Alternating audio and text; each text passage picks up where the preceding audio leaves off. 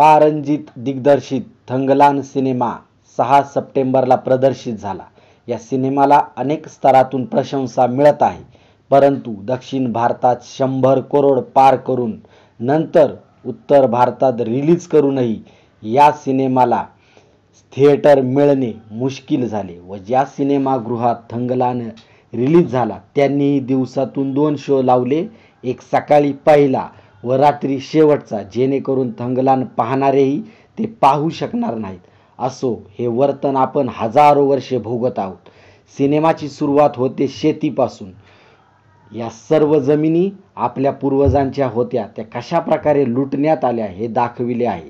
त्याच वेळेस थंगलान आपल्या मुलांना पूर्वजांची गोष्ट सांगतो. त्यात आपण कसे बुद्धिस्ट होतो, बुद्धांच्या सोनेरी विचारांचा कसे संरक्षण करत होतो, ते नागवंशीय होते. आरती म्हणजेच नागनिका कशी बुद्ध विचारांचे संरक्षण करत आहे. कर न दिल्याने थंगलान कुटुंब गुलाम होते. ते गुलामीचे जीवन नकोसे होऊन आपली जमीन परत मिळविण्यास इंग्रजांना सोने मिळवून देण्यास मदत करणारा थंगलान पारंजितने अप्रतिम दाखविला आहे. इंग्रजी भाषेचा गंधही नसणारा थंगलान कसा भाषा शिकण्याचा प्रयत्न करतो व नंतर ती समजतोही, असे एक एक प्रसंग अंगावर काटे आणतात. दुःख एवढेच आहे, नागवंशीय असणारे भारतातील समाज कुठं लपला आहे, त्याने हा सिनेमा का पाहिला नाही? नेत्यांना चित्रपटाचे प्रदर्शन कसे झाले दिसले नाही का? डॉक्टर बाबासाहेब आंबेडकरांनी बौद्ध धम्मदीक्षा नागपूर येथे का घेतली, त्याचा सर्व वृत्तांत त्यांच्या भाषणात सांगितला आहे. ते म्हणतात, बौद्ध इतिहासाचे वाचन केले असेल त्यांना हे कळून येईल की भारतात बौद्ध प्रसार जर कोणी केला असेल तर तो नाग लोकांनी केला. नाग लोक आर्यांचे भयंकर शत्रू होते. आर्य व अनार्य यांच्यामध्ये लढाया व तुंबळ युद्धे झाली. आर्य लोकांनी नागांना जाळून टाकल्याचे दाखले पुराणात सापडतात. अगस्ती मुनींनी त्यातून फक्त एक नाग मनुष्य वाचविला, त्याचेच आपण वंशज आहोत. ज्या नाग लोकांना एवढा छळ सोसावा लागला त्यांना वर येण्यास कोणीतरी महापुरुष हवा होता.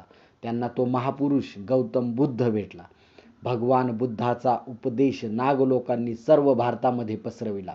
असे आपण नाग लोक आहोत. नाग लोकांची मुख्य वस्ती नागपूर येथे व आसपास होती असे दिसते, म्हणून या शहरास नागपूर म्हणजेच नागांचे गाव असे म्हणतात. येथून सुमारे 27 मैलांवर नजीकच वाहणारी जी नदी आहे ती नाग नदी आहे. अर्थातच या नदीचे नाव येथे राहणाऱ्या लोकांवरून पडले. नागांच्या वस्तीमध्ये वाहणारी जी नदी ती नाग नदी आहे.